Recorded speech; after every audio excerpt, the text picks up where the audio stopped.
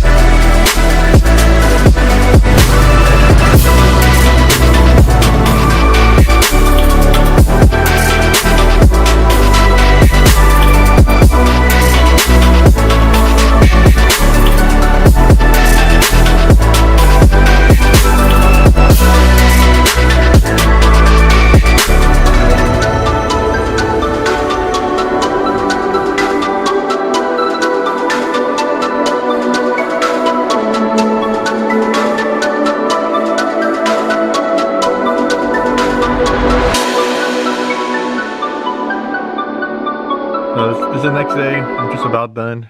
I already got all the stuff in. But right now, I'm putting the base map tune in. So we could get ready to start it. Also, I filled up the, what's it called? Power steering reservoir with it uses ATF, so and then just go to your local Subaru or whatever, just get some ATF, just the red fluid. So put that in there. That's literally what power steering takes, what type of fluid it takes for the power steering rack. And then before you do anything, make sure you turn the wheel all to the left and all the way to the right a couple times, like about 10 times. Like lock it all the way. Hold on. So like lock it all the way to the left, and then you're gonna hear the fluid kind of going in, and then hold on. And do the same thing, just go all the way to the right. Go slow, don't be like if you're fucking drifting and shit. Don't do that, just go slow. And then just let the fluid kind of go in. And then once you're done, like you're still gonna hear it. Once you're done, about like 10 times, turn the car on, you're gonna hear a whine. That's normal, just because all the fluid to the power steering pump's not fully there. So there's still gonna be a lot of air bubbles. So literally once you turn it on, you gotta go inside and just kinda do the same thing, same procedure, all the way to the left, all the way to the right, slowly. And then just let it cycle through. And then you'll see in here, like bubbles. See, like right now I'm kinda low on fluid, only because, like I said, I filled it all to the top. But since it went into the rack, the reservoir is gonna go low. So right now, just kind of adding onto it. Pretty much, you got to do this procedure like 5-6 times. So just like that. When you start it, it might overflow a little bit, just because a lot of air in the system, since the rack had literally had no power steering fluid. So this is what I do. Like I top it off. Do about like 10 turns, just like this, all the way to the right, and then back again, all the way to the left, to the locks, and then kind of lock the steering wheel, like go to the center and then go back to the left, and the same thing again, all the way to the right, all the way to the right, lock it, go to the middle, all the way to the right, and then so on and so forth. So once you do that, like I said, then you're able to start it. Well, first keep checking on the reservoir, make sure it's topped off. You know, all the fluid is gonna go down to the reservoir, I mean to the rack and pinion. So just keep an eye on it. Don't start it empty, because if you start it empty, then you can have issues. But just keep doing this multiple times, back and forth, back and forth. Here we go, get ready to start. Here goes nothing. Always prime the fuel pump, make sure it's in neutral, and and the battery's dead. Oh, that was a fail. It's all good, no worries.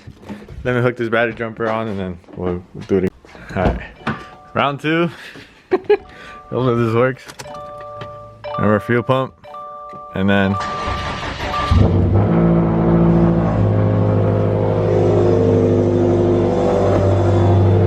whoa, that's loud as fuck.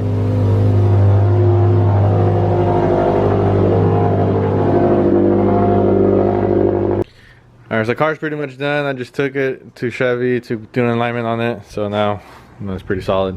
I drove it right now, no leaks, nothing. So